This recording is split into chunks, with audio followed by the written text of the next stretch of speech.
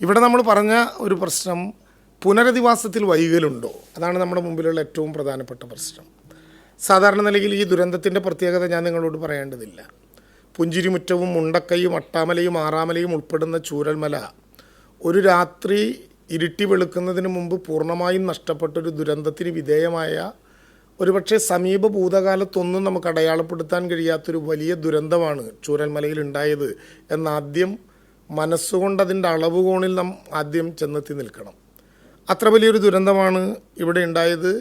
ഇന്ത്യയുടെ ചരിത്രത്തിൽ ഇതുവരെ കാണാത്ത വിധം കേവലം 3 വാർഡുകളിലുണ്ടായ ദുരന്തമല്ല, 3 വാർഡുകളിലെ മനുഷ്യരാണെങ്കിലും 3 പതിറ്റാണ്ടുകൾക്കിടയിൽ ഇന്ത്യ കണ്ടിട്ടില്ലാത്ത ഏറ്റവും ഭീകരമായിട്ടുള്ളൊരു ദുരന്തം ഉണ്ടായി. സ്വാഭാവികമായിട്ടും അത്ര ഭീകരമായിട്ടുള്ളൊരു ദുരന്തം ഉണ്ടായപ്പോൾ അത്ര ഭീകരമായിട്ടുള്ളൊരു ദുരന്തത്തിൻ്റെ പുനരധിവാസവും നമ്മുടെ മുമ്പിൽ മോഡലുകളില്ലാത്ത വിധം ഒറ്റപ്പെട്ട് നിൽക്കുകയാണ്. സാധാരണ ദുരന്തമുണ്ടായാൽ 2 പ്രക്രിയ നമ്മൾ പുനരധിവാസത്തിൽ കാണിക്കലുണ്ട്. അതിലൊന്ന്, നേരത്തെ ആയിരക്കണക്കിന് ആളുകൾ ഇന്ത്യയുടെ കേരളത്തിൻ്റെ വിവിധ സ്ഥലങ്ങളിൽ മരിച്ചിടത്തുൾപ്പെടെ കിട്ടുന്ന സ്ഥലങ്ങളിൽ ഭൂമിയും വീടും വാങ്ങി ആളുകളെ താമസിപ്പിക്കുക. 2 മാർഗങ്ങൾ.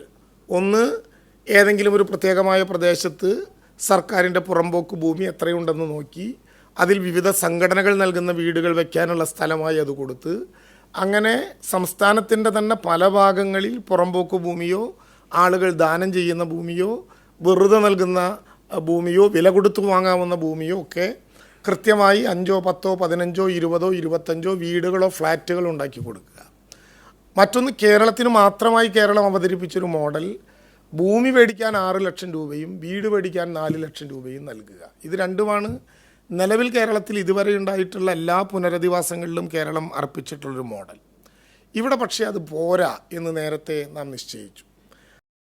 എന്ന് തീരുമാനിക്കാനുള്ള പലവിധ കാരണങ്ങളുണ്ട്. ഒന്ന്, ഒരു ഗ്രാമത്തിലെ ഒരു വലിയ ശതമാനം മനുഷ്യരില്ലാതെ പോവുകയും ആ മനുഷ്യർ ഇല്ലാതെ പോയത് മാത്രമല്ല കണ്ടെത്തപ്പെടാത്ത ആളുകളെ പൂർണ്ണമായും മരണപ്പെട്ടോ ഇല്ലയോ എന്ന് നിശ്ചയിക്കാനാവാതിരിക്കുകയും ചെയ്യുന്ന ഒരു ഘട്ടത്തിൽ മനുഷ്യരെ ഒരുമിച്ച് താമസിപ്പിക്കുക എന്നൊരാശയത്തിലേക്ക് കേരളം വരികയുണ്ടായി. അതാണ് ഒരു ടൗൺഷിപ്പ് എന്ന ആശയത്തിലേക്ക് കേരളം പോകാനുള്ള കാരണം. ആ ടൗൺഷിപ്പ് എന്ന ആശയത്തിലേക്ക് കേരളത്തിൽ വരാൻ വേണ്ടിയിട്ടുണ്ടായ പലവിധ അനുഭവങ്ങളുണ്ട്. ഒന്ന്, ഓഗസ്റ്റ് 23 ഇന്ത്യയുടെ തന്നെ ചരിത്രം ചെന്ന് അവിടെ ക്യാമ്പുകളിൽ താമസിക്കുന്നവരുൾപ്പെടെയുള്ളവരുമായി ആശയവിനിമയം നടത്തി പുനരധിവാസത്തെക്കുറിച്ചിട്ടുള്ള നിങ്ങളുടെ അഭിപ്രായങ്ങൾ എന്ത് എന്ന് ചോദിക്കാൻ ഒരു ഗവൺമെൻറ് തയ്യാറായി. അന്നത്തെ ചീഫ് സെക്രട്ടറി ആയിരുന്ന വി വേണു IAS നേതൃത്വത്തിൽ MLA അവിടെ ദുരന്തരായി നിൽക്കുന്ന ആളുകളും ക്യാമ്പുകളിൽ താമസിക്കുന്ന ഒറ്റപ്പെട്ട മനുഷ്യരെയും ഉൾപ്പെടെ പൂർണ്ണമായി കേട്ട് രാവിലെ 9 മണി മുതൽ വൈകുന്നേരം 6 മണി വരെ തുടർച്ചയായി അവരെ കേട്ട് അവരോട് അഭിപ്രായം ചോദിച്ചു. അങ്ങനെ ചോദിച്ച ഘട്ടത്തിൽ അവർ പറഞ്ഞൊരു പ്രധാനപ്പെട്ട ആശയം, ദൈവം ഞങ്ങളിൽ പലരെയും ഞങ്ങളിൽ നിന്ന് പിരിച്ചു, ഇനി പുനരധിവാസത്തിലൂടെ ജീവിച്ചിരിക്കുന്ന ഞങ്ങളെ വീണ്ടും പിരിക്കാൻ നിങ്ങൾ അവസരം ഉണ്ടാക്കരുത്. അത് പ്രശ്നമായിരുന്നു. ജന്മം കൊണ്ട ഭൂമി ഇത്രയേറെ തരാൻ ഒരാളും അവിടെ അങ്ങനെ ഉണ്ടാകില്ല എന്നുള്ളത് കൂടി കണ്ടുകൊണ്ട് അവിടെ എങ്ങനെയാണ് ഇത്രയേറെ പേരെ ഒരുമിച്ച് താമസിപ്പിക്കാവുന്ന ടൗൺഷിപ്പുകൾ ഉണ്ടാക്കുക എന്ന് പരിശോധിച്ചു. അങ്ങനെ വന്നപ്പോൾ അത്തരം ടൗൺഷിപ്പുകൾ ഉണ്ടാക്കാൻ പ്ലാന്റേഷൻ്റെ സ്ഥലങ്ങൾ മാത്രമേ കിട്ടാനുള്ള സാധ്യത ഉണ്ടാകുള്ളൂ. ഇപ്പോഴും ഞാൻ എല്ലാവരോടുമായി പറയുന്നു, ഇവരെ മുഴുവൻ താമസിപ്പിക്കാൻ ഏതെങ്കിലും വിധത്തിലുള്ള സ്ഥലങ്ങൾ ഒരുമിച്ച് ഓഫർ ചെയ്യുന്ന ആരെങ്കിലും ഉണ്ടെങ്കിൽ ആ ഭൂമി എന്തു പണം കൊടുത്തും, പ്രത്യേകിച്ച് വ്യവഹാരങ്ങളില്ലാത്ത ഭൂമി ഏതു വിധത്തിലുള്ള പണം കൊടുത്തും ഏറ്റെടുക്കാൻ സർക്കാരിന് ഒരു മടിയില്ല. സ്വാഭാവികമായിട്ടും ആ വിധത്തിൽ അന്വേഷണം പോയപ്പോൾ 25 എസ്റ്റേറ്റുകൾ അങ്ങനെ നിശ്ചയിക്കപ്പെട്ടു. ആ 25 എസ്റ്റേറ്റുകൾ നിശ്ചയിക്കപ്പെട്ടപ്പോൾ ആ 25 എസ്റ്റേറ്റുകളിലും സുരക്ഷിതമാണോ എന്ന് നോക്കണമല്ലോ. പലരും ദുരന്തമുണ്ടായപ്പോൾ ഞങ്ങൾ ചൂരൽമലയിലേക്ക് വന്നു, ഈ മലയിലും ദുരന്തമുണ്ടായാൽ ഞങ്ങൾ എവിടേക്ക് പോകും എന്ന വിലാപങ്ങളുടെ നടുവിൽ ഈ 25 എസ്റ്റേറ്റുകൾ എവിടെയെങ്കിലും ആളുകളെ വിടാൻ പറ്റാത്തത് കൊണ്ട് ജോൺ മത്തായിയുടെ നേതൃത്വത്തിലുള്ള 6 അംഗ സംഘത്തെ ഒരു പ്രത്യേക പഠനത്തിന് വേണ്ടി ഞങ്ങളവിടെ നിയോഗിക്കുകയുണ്ടായി. ആ സംഘം പോയി 25 എസ്റ്റേറ്റുകളും പഠിച്ചു. ആ 25 എസ്റ്റേറ്റുകൾ പഠിച്ചതിൻ്റെ വിശദങ്ങളായിട്ടുള്ള കാരണങ്ങളടക്കം ജോൺ മത്തായിയും അദ്ദേഹത്തിൻ്റെ പഠന സംഘവും കൺക്ലൂഷനോടെ 5 കൺക്ലൂഷൻ നിലപാടുകളോടെ ഒരു റിപ്പോർട്ട് നമ്മുടെ മുമ്പിൽ അവതരിപ്പിച്ചു. ആ റിപ്പോർട്ടിൽ അവർ 9 കേന്ദ്രങ്ങളാണ് പ്രധാനമായും അങ്ങനെ ഈ 25 എടുക്കാം എന്ന് പറഞ്ഞത്. അതിൽ കോട്ടപ്പടി വില്ലേജിലുള്ള കോട്ടനാട് എസ്റ്റേറ്റ്, 30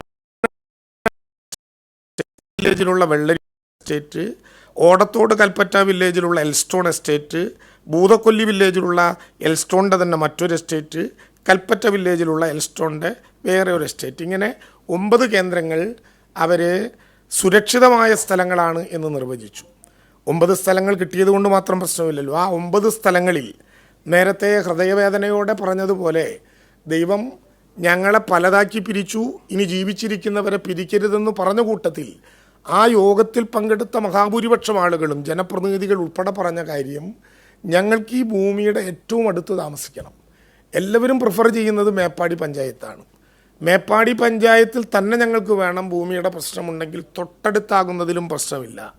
ഈ 9 എസ്റ്റേറ്റുകൾ ഞങ്ങൾ പരിശോധിച്ചപ്പോൾ ആ 9 എസ്റ്റേറ്റുകളിൽ ജോൺ മത്തായി പറഞ്ഞ ഔദ്യോഗികമായിട്ടുള്ള സുരക്ഷിതത്വം എല്ലാം കൊടുക്കുന്ന വിധത്തിൽ ആകെ നമുക്ക് എടുക്കാവുന്ന ഏറ്റവും പ്രധാനപ്പെട്ട 2 സ്ഥലങ്ങൾ ഞങ്ങളിപ്പോൾ കണ്ടെത്തിയിട്ടുള്ളതുപോലെ ഈ നെടുമ്പാല എസ്റ്റേറ്റും അതുപോലെ തന്നെ എൽസ്റ്റോൺ എസ്റ്റേറ്റുമാണ്. കോട്ടപ്പടി വില്ലേജിൽ മേപ്പാടി പഞ്ചായത്തിലുള്ള നെടുമ്പാല എസ്റ്റേറ്റും അതുപോലെ തന്നെ കൽപ്പറ്റ വില്ലേജിൽപ്പെട്ട എൽസ്റ്റോൺ എസ്റ്റേറ്റും.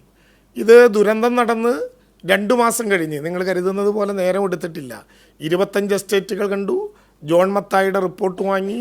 ജോൺ മത്തായിയുടെ റിപ്പോർട്ട് വാങ്ങി 10 ദിവസത്തിനുള്ളിൽ കേരളത്തിൻ്റെ മന്ത്രിസഭ ഈ നേരത്തെ ഞാൻ പറഞ്ഞ നെടുമ്പാല എസ്റ്റേറ്റും എൽസ്റ്റോൺ എസ്റ്റേറ്റും ഏറ്റെടുക്കുക എന്ന ആശയം തത്വത്തിൽ അംഗീകരിക്കുകയുണ്ടായി. ഇപ്പോൾ കൃത്യമായി പറഞ്ഞാൽ 3/10/2024 കേരളത്തിലെ മന്ത്രിസഭ അക്കാര്യം തത്വത്തിൽ അംഗീകരിച്ചു. 4/10/2024 11/2024 DMD എന്ന ഉത്തരവ് പ്രകാരം സത്യത്തിൽ ഈ ഭൂമി തത്വത്തിൽ ഏറ്റെടുക്കാൻ വേണ്ടി, ഈ 2 ഭൂമിയും ഏറ്റെടുക്കാൻ വേണ്ടിയിട്ടുള്ള സർക്കാരിൻ്റെ ഉത്തരവ് സർക്കാർ പ്രഖ്യാപിച്ചു.